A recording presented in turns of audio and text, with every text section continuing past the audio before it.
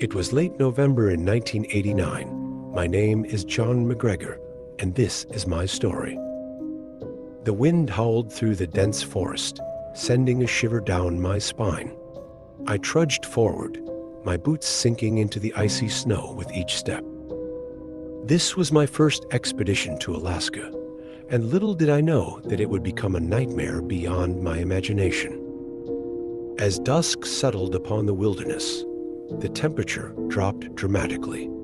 The path ahead seemed treacherous, but my determination urged me onward. My mission was to document the elusive creatures that roamed this unforgiving land, and tonight I would get my chance. As darkness deepened, a bone-chilling silence enveloped the surroundings. The trees loomed ominously, their skeletal branches reaching out like gnarled fingers. I tightened my grip on the camera, my heart pounding in anticipation.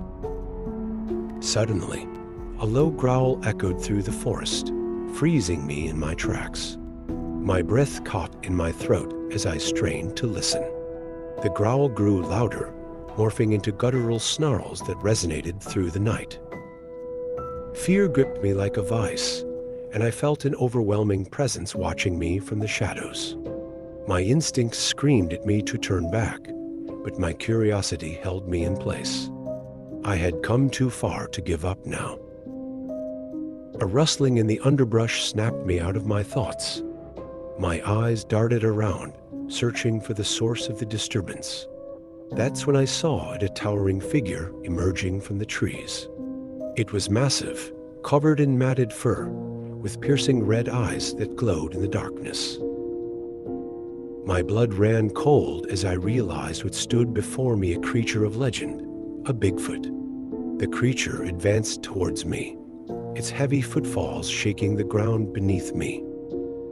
Panic consumed me, and I stumbled backward, my camera slipping from my grasp and crashing to the ground.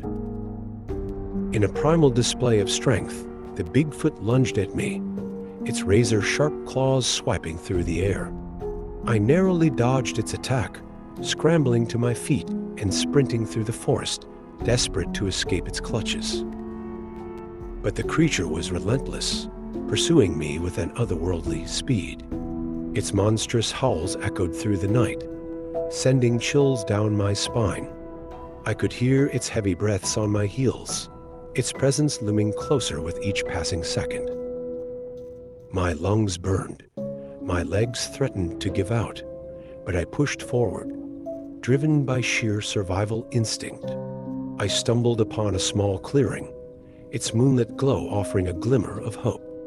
I raced towards it, praying for salvation.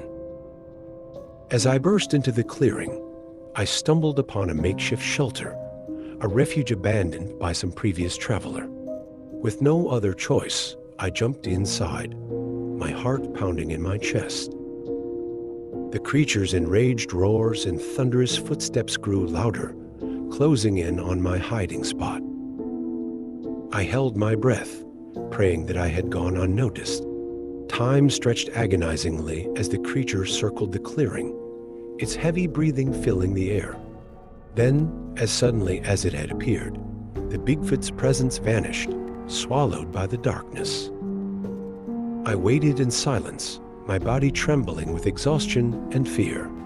Hours passed, but the creature did not return. Dawn began to break, casting a faint light over the clearing. With shaky hands, I emerged from my shelter, my eyes scanning the surroundings for any sign of danger. The forest stood eerily quiet, as if it held its breath in the aftermath of the encounter. I gathered what little belongings I had left, my body bruised and battered, ready to escape this nightmare. As I stumbled my way back to civilization, I couldn't help but wonder if the creature I encountered was a mere legend or a terrifying reality lurking within the Alaskan wilderness. To this day, the memory of that Bigfoot attack haunts my dreams, a chilling reminder that sometimes curiosity can lead us to the brink of our worst nightmares. Thank you, my friends, for listening to another tale. Please like and subscribe if you enjoy this kind of content. Stay safe and remember you never know who or what is watching in the dark.